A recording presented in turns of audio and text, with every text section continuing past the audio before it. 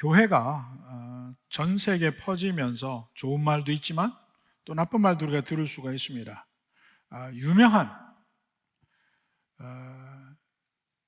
유명한 권세자들 또 영향력 있는 사람들이 어려서 교회를 갔다가 실망하고 나오지 않는, 교회를 안 다닌 사람들이 상당히 있습니다. 그 중에 가장 대표적인 예가 히틀러. 어려서 교회를 갔다가 그 주일학 선생님에게 실망해서 다시는 교회를 가지 않았습니다. 그리고 그는 결국 가장 악한, 엄청나게 많은 사람을 죽음으로 몰은 그런 독재자 중에 하나 있지 않습니까? 또 간디 같은 경우를 보면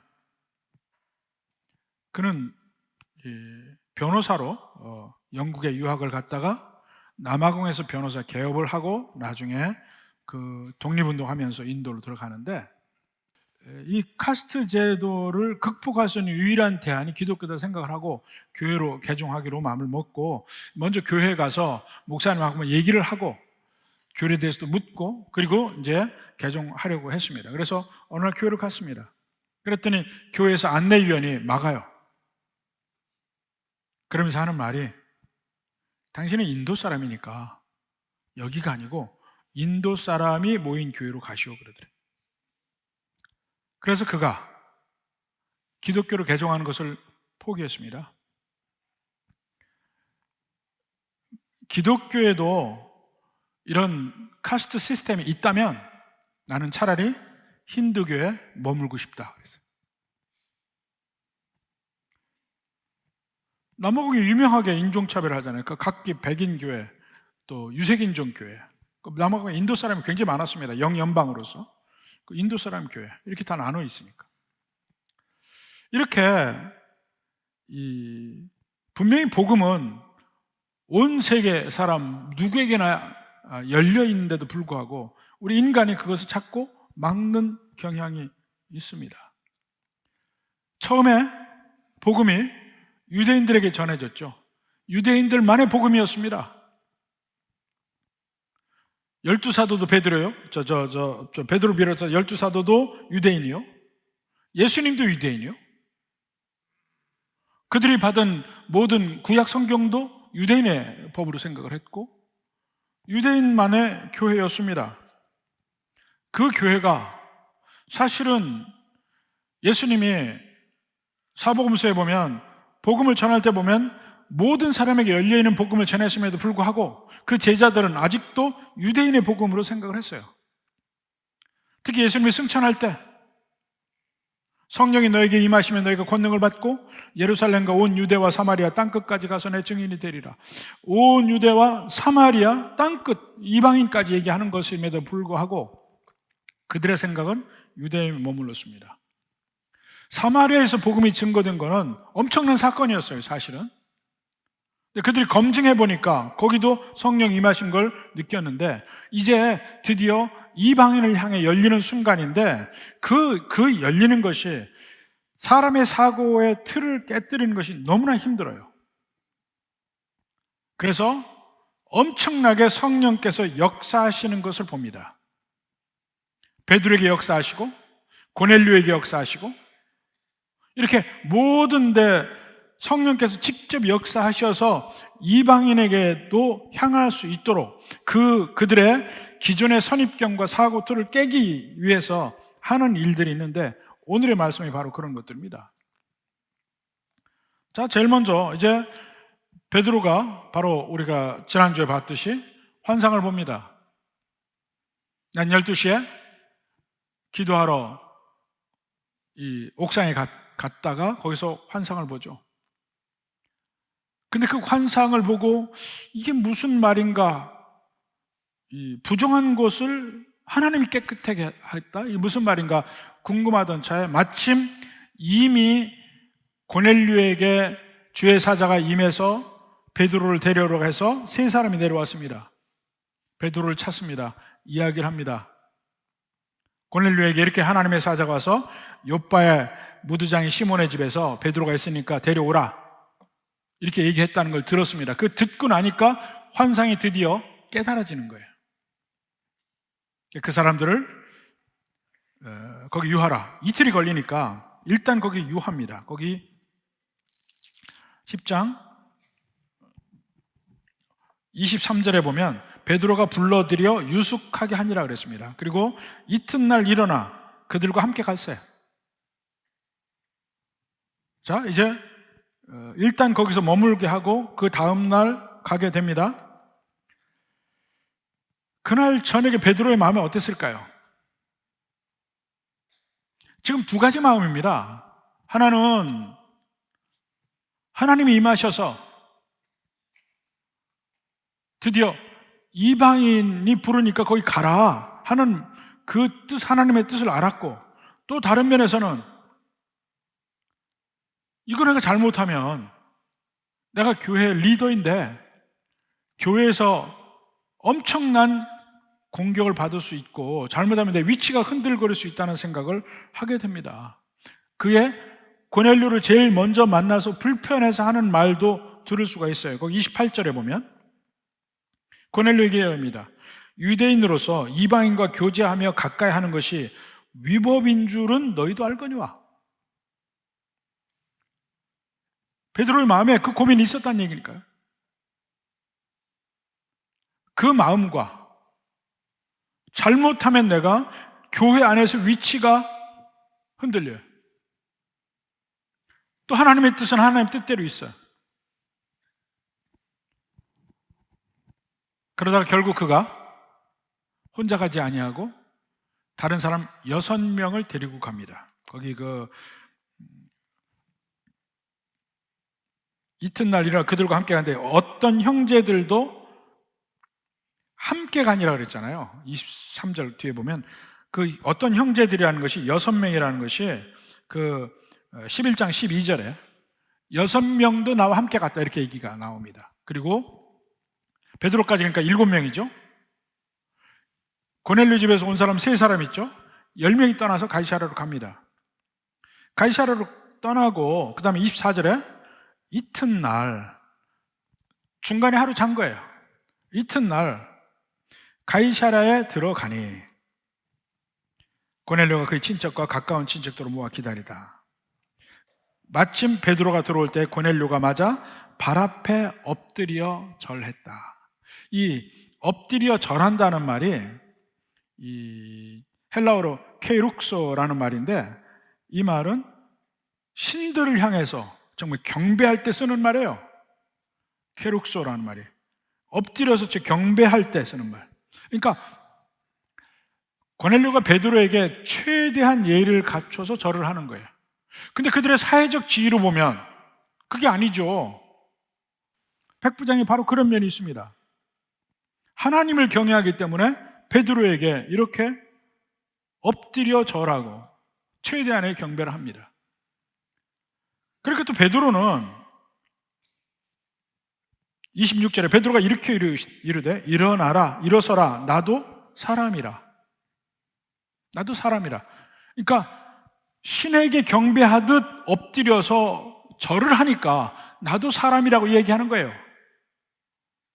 나를 마치 하나님 보듯 하지 마라. 나는 인간이다 하는 얘기예요. 그리고 또 하나님은 사실 유대인들은 비록 속국이지만 아주 자긍심이 강했습니다. 나는 하나님의 백성이라는 그 긍지가 아주 강했어요. 그래서 어느 면에서는 이방인들에게 상당히 교만하게 대합니다. 근데 그 이방인에 대한 거만한 자세가 없어요. 나도 사람이라. 이 말 하는 데서는 유대인과 이방인의 차이를 못 느낄 정도로 지금 베드로가 대하고 있어요. 그리고 가서 보니까 고넬료의 아버지, 어머니, 아들, 딸, 이웃, 하인들 다 모여 있는 거예요. 근데 다 이방인들이에요. 물론 그 전에 이방인 전도가 있긴 있었죠. 빌립이, 에티오피아 재무장관인 넷이 전도했잖아요. 근데 1:1 전도가 아무도 없었어요. 거기서는. 그야말로 빌립이 나중에 얘기해서 그 일이 밝혀졌겠지. 근데 지금 이 순간에는 이방인들이 마치 교회처럼 모여 있고 베드로가 복음을 최초로 증거하는 장면. 그러니까 최초로 제대로 공식적으로 이방인에게 복음이 증거되는 장면이에요.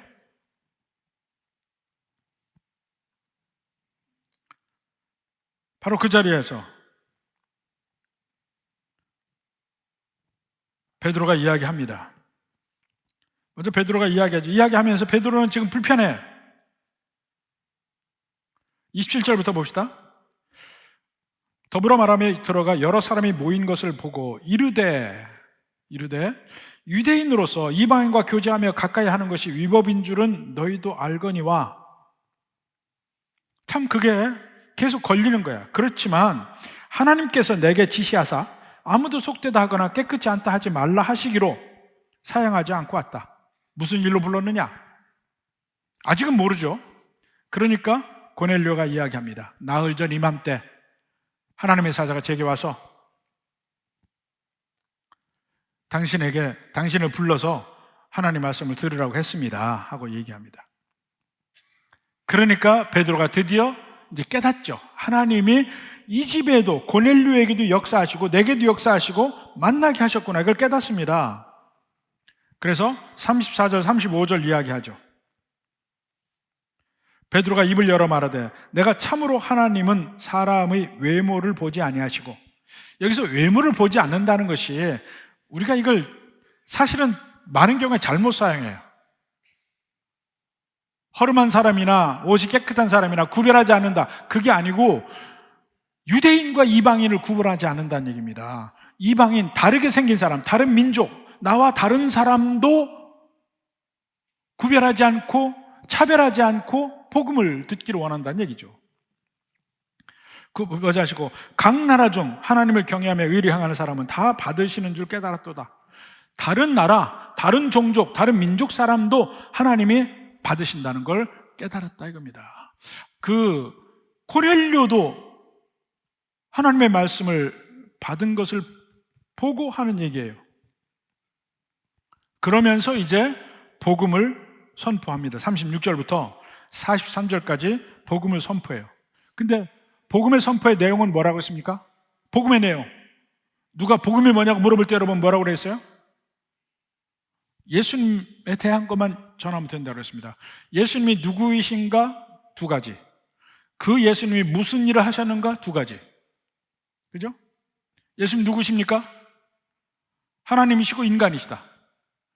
좀 더 이것을 좀 풀어서 얘기를 하면 예수님은 성자 하나님이신데 인간을 구원하시기 위해서 이 땅에 인간의 몸으로 오셨다.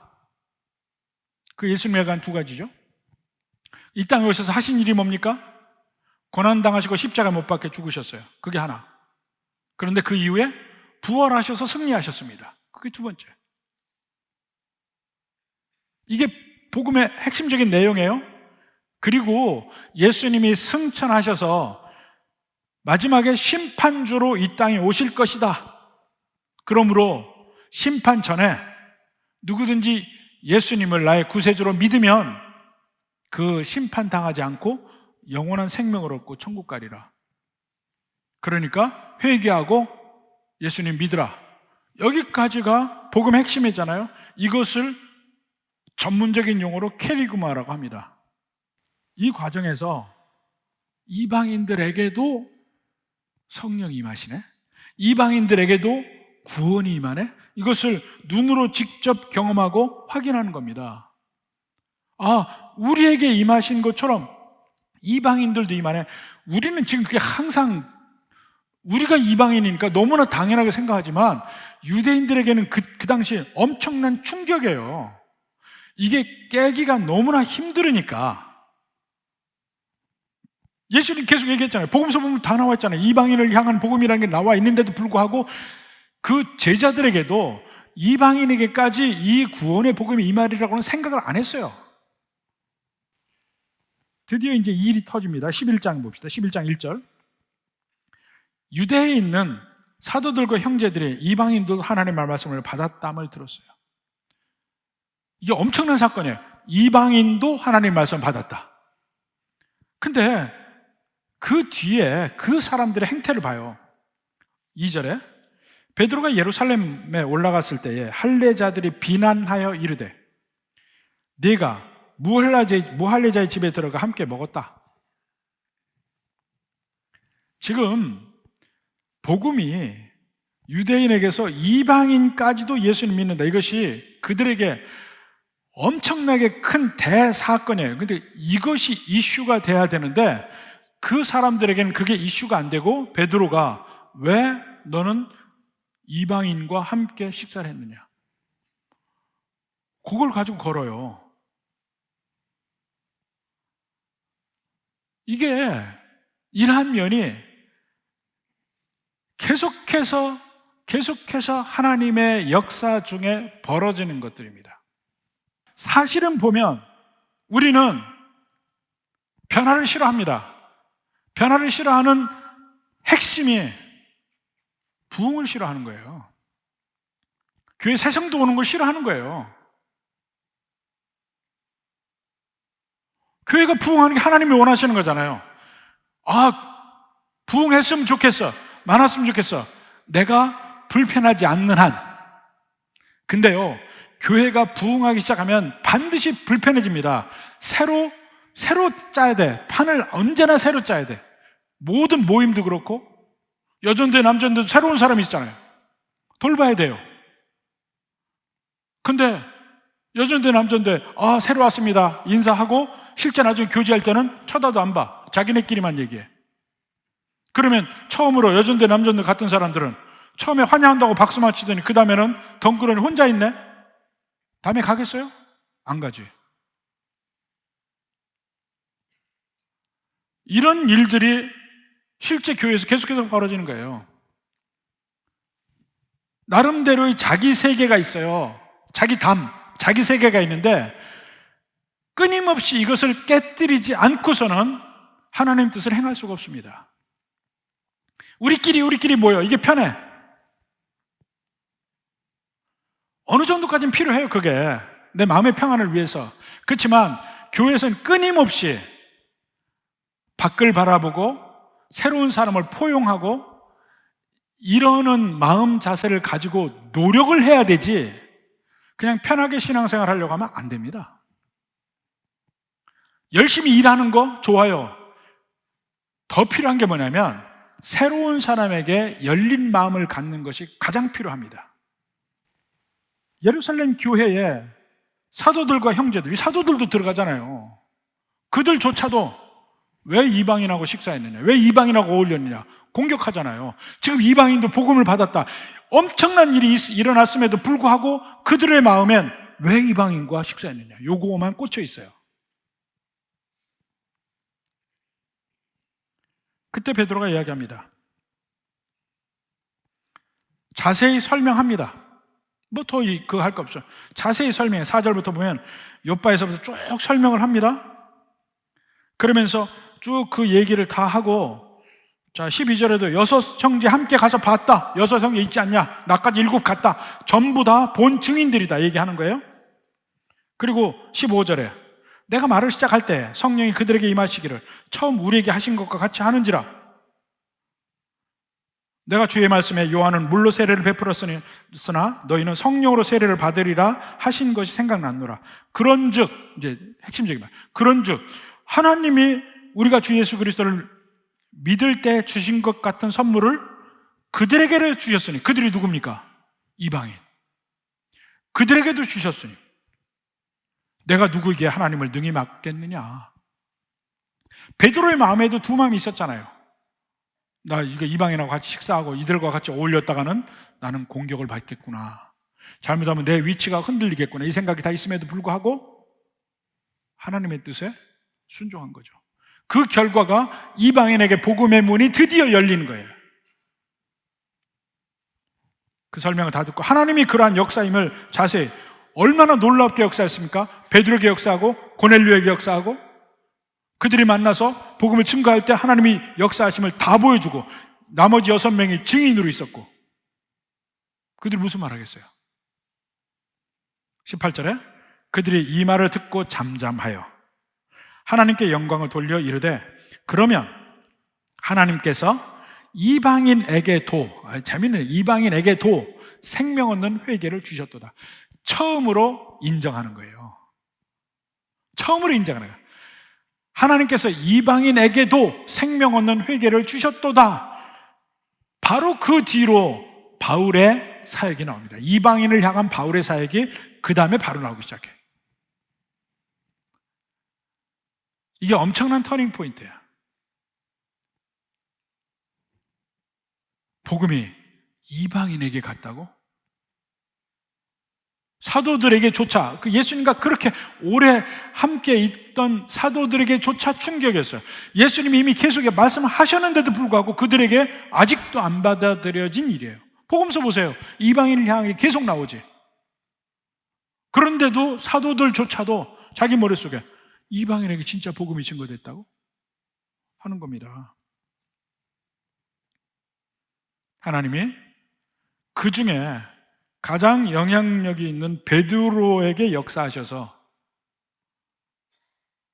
강력하게 여기저기 하나님의 역사라는 것을 명확하게, 너무나도 명확하게 보여주셔서 그들의 선입견을 깨뜨립니다. 베드로도 바로 그런 면에서 엄청난 위험과 그 리스크가 있음에도 불구하고 하나님의 뜻대로 행해서 드디어 이방인에게 복음의 문이 열린 거예요. 엄청난 터닝 포인트죠. 우리도 이렇게 하나님의 관점에서 사람을 보고 환경을 보고 교회를 봐야 합니다. 구역에 새로운 사람 들어오는 거 왜 싫어합니까? 더 복잡했죠. 그 구역 예배를 좀 편하게 드리고 싶은데 맨날 새로운 사람 와가지고 모르는 사람하고 그런 얘기 할 수가 없는 거예요. 교회는 당연히 새로운 사람이 많이 와야 돼. 교회는 당연히 우리는 계속해서 새로운 사람 만나야 돼. 새로운 사람의 복음을 증거하고 교회에 새로운 사람 오면은 아우르려고 노력하고 이해하려고 노력하고 함께 가려고 노력하고 끊임없이 새로운 사람에게 마음의 문이 열려 있어야 합니다.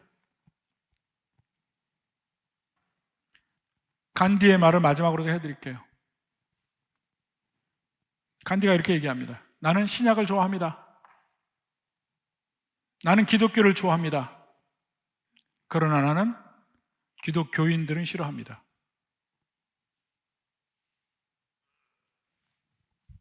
선입교로 막을 치기 때문에. 부디 우리는 베드로처럼 변하는 사람이 되었으면 좋겠어요.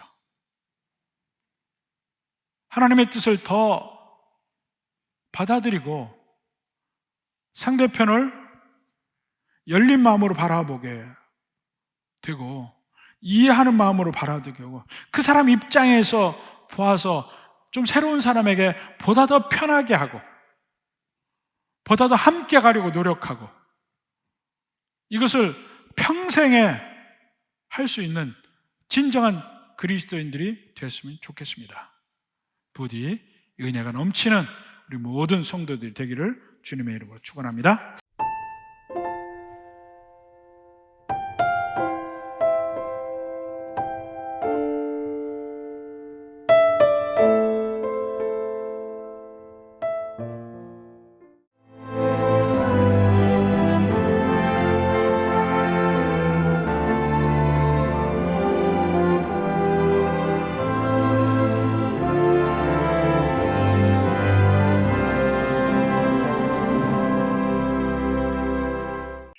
여기 대한민국 사람 누구나 사랑하는 섬이 있습니다. 천사섬 신안 보랏빛 퍼플섬. 보랏빛 길과 보랏빛 지붕과 보랏빛 향기 가득한 라벤더까지 보라 세상의 모든 보랏빛을 만나시라 섬 라벤더 축제를 천사섬 신안.